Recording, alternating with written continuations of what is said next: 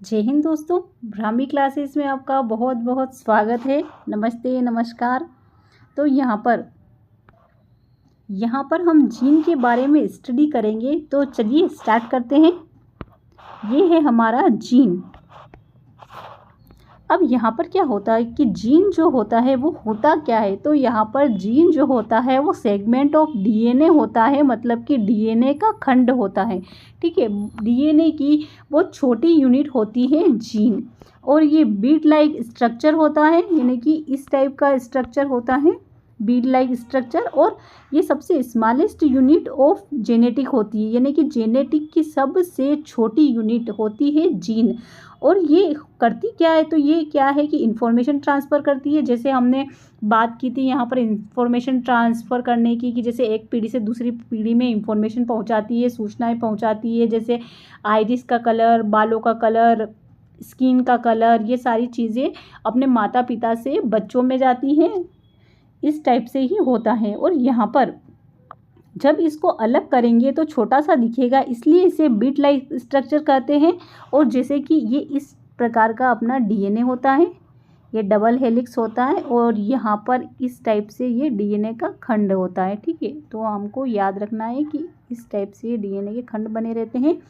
तो यहाँ पर क्या होता है कि इसकी डिस्कवरी की अगर हम बात करें कि ये इसकी खोज किसने की थी, तो वो एक वैज्ञानिक ने की थी। एक साइंटिस्ट आए थे जोहानसन नाम के, उन्होंने जीन की खोज की थी। तो यहाँ पर हम ऐसे भी याद रख सकते हैं कि जी से ये हो गया जीन, और ज से जॉनसन हो गया। ठीक है, तो यहाँ पर ज और ज हो गया, तो इस टाइप से हम याद रख सकते हैं। और यहाँ पर स्टडी ऑफ जीन क्या कहलाता है, यहाँ पर जी कर लीजिएगा, जे हो गया यहाँ पर। तो स्टडी ऑफ जीन जेनेटिक्स कहलाता है, मतलब कि अनुवांशिकी। और फादर ऑफ जेनेटिक्स कौन है, तो मेंडल जो है यहाँ पर फादर ऑफ जेनेटिक्स है। जो भी कि हमने पिछले वीडियो में बात की थी कि यहाँ पर मेंडल साहब एक चर्च के पादरी थे, और इन्होंने क्या किया था कि मटर के पौधे पर बहुत सारे संकरण करवाए थे, और इनकी क्वालिटीज़, बीजों का कलर, बीजों का शेप, इन सब की इंफॉर्मेशन के बारे में बताया था कि कैसे एक पीढ़ी से दूसरी पीढ़ी में जाते हैं। अब मेंडल ने ही सबसे पहले जेनेटिक्स के बारे में कार्य किया, इसीलिए इन्हें क्या कहते हैं, तो इन्हें कहते हैं फादर ऑफ जेनेटिक्स, क्योंकि इन्होंने ही सबसे पहले इस पर काम किया था। और यहाँ पर रक्त में डीएनए होता है, और यहाँ पर डब्ल्यूबीसी में, प्लेटलेट्स में भी डीएनए होता है, लेकिन आरबीसी के पास डीएनए नहीं होता है। ठीक है, ये चीज़ें आपको याद रखनी है।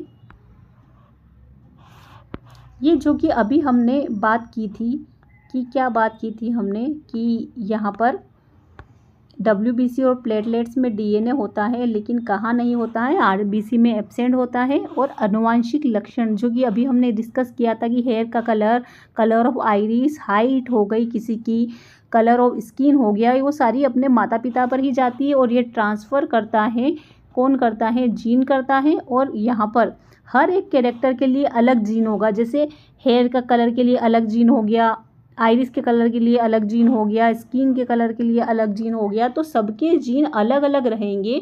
और यहाँ पर एक ह्यूमन जीनोम प्रोजेक्ट आया, जो कि यहाँ पर आज तक का सबसे सफल प्रोजेक्ट रहा। और यहाँ पर इसमें बताया कि ह्यूमन बॉडी में लगभग कितने 3000 जीन पाए गए हैं, यानी कि सबसे ज़्यादा जीन किसमें पाए गए हैं, ह्यूमन बॉडी में पाए गए हैं। और सबसे सफल प्रोजेक्ट रहा है, जिसके अंतर्गत ये माना गया है।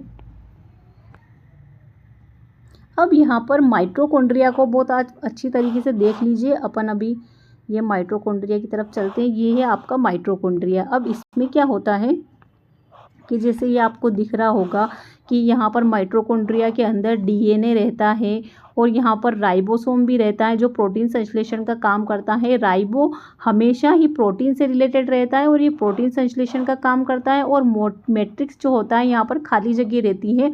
और यहाँ पर माइटोकॉन्ड्रिया जो होता है वो डबल मेम्ब्रेन होता है। एक आउटर मेम्ब्रेन होती है और इनर मेम्ब्रेन होती है। ये आउटर हो गई यहाँ पर, और ये इनर हो गई। ठीक है, और यहाँ पर इंटरनल मेम्ब्रेन स्पेस भी होता है, जो आउटर और इंटरनल मेम्ब्रेन जो रहती है उनके बीच में रहता है। और यहाँ पर जो क्रिस्टी जंक्शन रहता है, यहीं ऊर्जा का निर्माण होता है। और यहाँ पर F0 और F1 कॉम्प्लेक्स यानी कि ये कण जो रहते हैं ये करते क्या हैं यहाँ पर, तो ये एटीपी का संश्लेषण करते हैं। जब यहाँ क्रिस्टल में एटीपी का निर्माण हो जाता है और ये पार्टिकल जो होते हैं ये एटीपी का संश्लेषण करते हैं। अब यहाँ पर ये माइटोकॉन्ड्रिया के बारे में थोड़ा सा पढ़ेंगे हम कि माइटोकॉन्ड्रिया जो होता है इसको हिंदी में हम क्या बोलते हैं, सूत्रकणिका। और यहाँ पर पावर हाउस, एनर्जी हाउस, ऊर्जा ग्रह, शक्ति ग्रह यहाँ पर क्यों कहते हैं इसको, तो अभी हमने डिस्कस किया कि यहाँ पर क्या होता है कि एटीपी का निर्माण होता है, इसीलिए यहाँ पर कहते हैं यहाँ पर कि ये शक्ति ग्रह है। और यहाँ पर 2 मेम्ब्रेन से जो अभी हमने बताई आपको, आउटर और इनर, और इसके राइबोसोम और आरएनए प्रेजेंट होते हैं जो प्रोटीन सिंथेसिस का काम करते हैं। और यहाँ पर क्या होता है कि जैसे हमने पढ़ा था कि ये जो डीएनए था, इस डीएनए को एमआरएनए में बदलना क्या कहलाता है, ट्रांसक्रिप्शन कहलाता है। पिछली क्लास में हमने पढ़ा था। और यहाँ पर जुड़ जाता है फिर एमआरएनए के साथ आरआरएनए, यहाँ पर आरआरएनए है, आरआरएनए जुड़ जाता है। और यहाँ पर क्या होता है कि आरआरएनए जुड़ेगा। अब आरआरएनए में क्या रहता है, राइबोसोम रहता है। तो राइबोसोम क्या करेगा कि राइबोसोम प्रोटीन संश्लेषण का काम करेगा। अब ये प्रोटीन तो हो गया, बन गया, अब इसका ट्रांसफ़र कौन करेगा, तो यहाँ टीआरएनए करेगा इसका ट्रांसफ़र। अब यहाँ पर हमने पढ़ा था कि माइटोकॉन्ड्रिया में जो होता है वो खुद का ही डीएनए होता है। कैसा होता है, खुद का डीएनए होता है, जो अभी आपको डायग्राम में दिख रहा होगा कि ये खुद का डीएनए है। और इसका मतलब है कि ये अमीर है, क्योंकि जिनके पास खुद का डीएनए होता है वो किसी और पर डिपेंड नहीं रहते हैं, वो लगभग अपने 99% काम खुद ही कर लेते हैं। माइटोकॉन्ड्रिया को सेमी ऑटोनोमस बॉडी, मतलब कि अर्ध स्वायत्त अंग, मतलब कि आधे से ज़्यादा काम खुद ही कर लेता है। और इसके अंदर राइबोसोम और आरएनए प्रेजेंट होते हैं, जो अभी हमने पीछे पढ़ा है कि राइबोसोम रहता है और यहाँ पर आरएनए भी प्रेजेंट रहते हैं, जो प्रोटीन सिंथेसिस का काम करते हैं, प्रोटीन बनाने का काम करते हैं। और ये सबसे पहला उद्भिद कोशिकांग है। माइटोकॉन्ड्रिया के अंदर ही उंगलीनुमा संरचना पाई जाती है, जैसे ये दिख रही है हमें उंगलीनुमा संरचना, ठीक है, इस टाइप से उंगलीनुमा संरचना पाई जा रही है इसमें। तो यहाँ पर ये करती क्या है, क्योंकि ये सरफेस एरिया बढ़ा देती है। जैसे कोई चीज़ ऐसे होगी, ये अभी हम बता देते हैं, कोई चीज़ अगर ऐसी होगी तो ये सरफेस एरिया कम रहेगा। और यहाँ पर कोई चीज़ इस तरीके से हो गई तो यहाँ पर सरफेस एरिया कितना हो गया, क्योंकि एक सीधी रस्सी जो होती है उसकी लंबाई कम रहती है। और जैसे ये ऐसी रस्सी होगी और इसको अपन सीधा करेंगे तो यहाँ पर सरफेस एरिया ज़्यादा रहेगा, यहाँ भी रहेगा, यहाँ यहाँ यहाँ यहाँ यहाँ यहाँ सारी जगह रहेगा। तो यहाँ पर क्या होता है कि एनर्जी बनाने के लिए इन्हें स्पेस मिल जाती है, ठीक है, इसलिए इसे कहा जाता है सेल्यूलर रेस्पायरेशन कहते हैं इसे।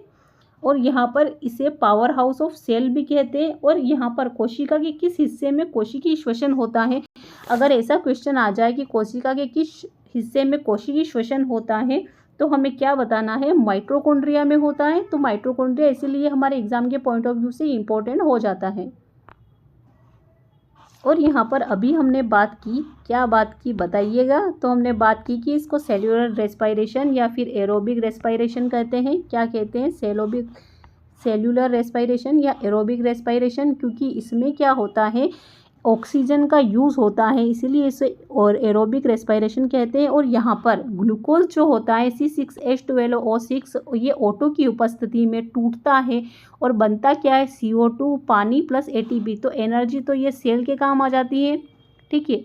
और यहाँ पर क्या होता है, CO2 जो होता है वो क्या होता है, ये बाहर निकल जाता है। जैसे पौधों भी सांस लेते हैं तो वो भी CO2 को बाहर निकाल लेते हैं। और यहाँ पर मानव भी जो होते हैं वो सांस के द्वारा CO2 को बाहर निकाल लेते हैं। और यहाँ पर जो H2O होता है वो प्लांट में तो जड़ों में चला जाता है पानी, और यहाँ पर मानव का जो H2O होता है वो विभिन्न क्रियाओं में काम आ जाता है, ठीक है। तो इसे पावर हाउस कहते हैं। और यहाँ पर लिख रखा है कि प्लांट में भी माइटोकॉन्ड्रिया प्रेजेंट रहते हैं, ठीक है। तो प्लांट में भी क्या होते हैं, माइटोकॉन्ड्रिया प्रेजेंट रहते हैं। और किसी दिन हमारे शरीर को अगर एनर्जी चाहिए तो वो किससे लेंगे, माइटोकॉन्ड्रिया से लेंगे, इसीलिए पावर हाउस कह रहे हैं इसको, ठीक है। तो यहाँ पर प्लांट में माइटोकॉन्ड्रिया होता है, प्रोकैरियोटिक में नहीं होता है, लेकिन किस किस में होता है, यूकैरियोटिक में होता है। लेकिन यहाँ पर बैक्टीरिया प्रोकैरियोटिक होता है, तो यहाँ पर बैक्टीरिया में क्या होगा, यहाँ पर प्रोकैरियोटिक में नहीं होता है, यूकैरियोटिक में होता है, और बैक्टीरिया में अब्सेंट होता है क्योंकि ये प्रोकैरियोटिक होता है बैक्टीरिया। और यहाँ पर आरबीसी में भी ये अब्सेंट रहता है क्योंकि आरबीसी में डीएनए भी नहीं होता है, माइटोकॉन्ड्रिया भी नहीं होता है। और ये ब्लू ग्रीन एल्गी में भी अब्सेंट रहते हैं। क्यों रहते हैं अब्सेंट, क्योंकि तो एल्गी है। लेकिन यहाँ पर क्या होता है कि अगर ऐसे आ जाए हमारे एग्जाम में कि एल्गी में प्रेजेंट रहता है कि अब्सेंट रहता है, तो एल्गी में तो प्रेजेंट रहता है, लेकिन ये ब्लू ग्रीन एल्गी जो है ये एल्गी नहीं है, तो ये क्या है, तो ये है बैक्टीरिया। और बैक्टीरिया में अभी हमने पढ़ा कि माइटोकॉन्ड्रिया एब्सेंट रहता है। ठीक है,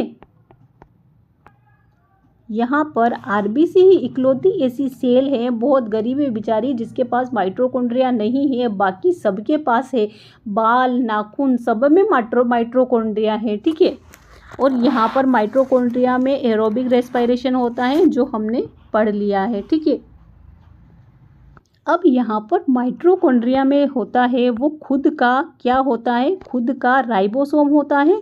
तो यहाँ पर ये माइटोकॉन्ड्रिया में खुद का क्या होता है, राइबोसोम होता है। और राइबोसोम भी 70 एस और 80 एस होता है। और जो एस होती है ये सेगमेंटेशन कोफिशिएंट होता है, और इसको श्वेर्ट्ज़बर्ग यूनिट भी कहते हैं।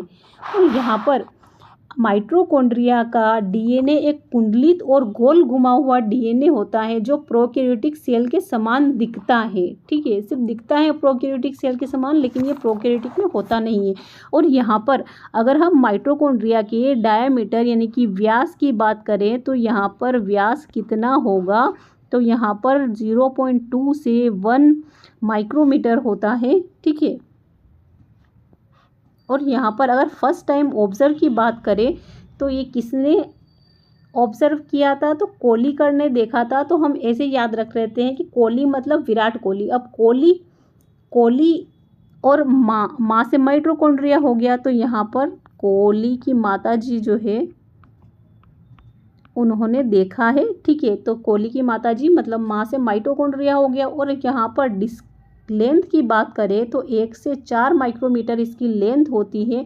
और डिस्कवरी जो की थी वो अल्टमान और फ्लेमिंग ने की थी। तो यहाँ पर डिस्कवरी भी बहुत पूछ लेते हैं, बहुत इंपॉर्टेंट है। तो यहाँ पर अल्टमान, और तो इसमें भी माँ आ रहा है, देखो अल्टमान में भी माँ आ रहा है। तो यहाँ पर अल्टमान और फ्लेमिंग ने की थी, और कोलीकर ने भी माइटोकॉन्ड्रिया की खोज की थी। और यहाँ पर अगर हम नेम की बात करें कि किसने क्या क्या नेम रखे हैं, किसने क्या क्या नेम रखे हैं, तो यहाँ पर फ्लेमिंग ने तो रखा है माइटोकॉन्ड्रिया का नाम फिला। ठीक है, क्या रखा है, फिला रखा है।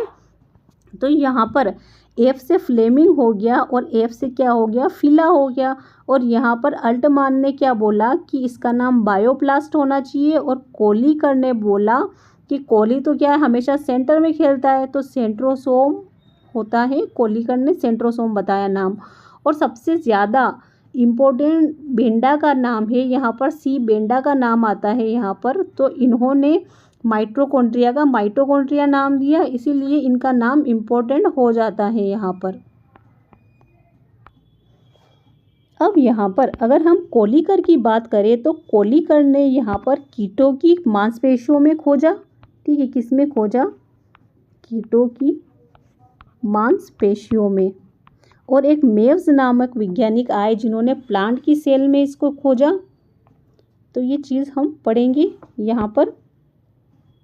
ये आ गया हमारा, ठीक है।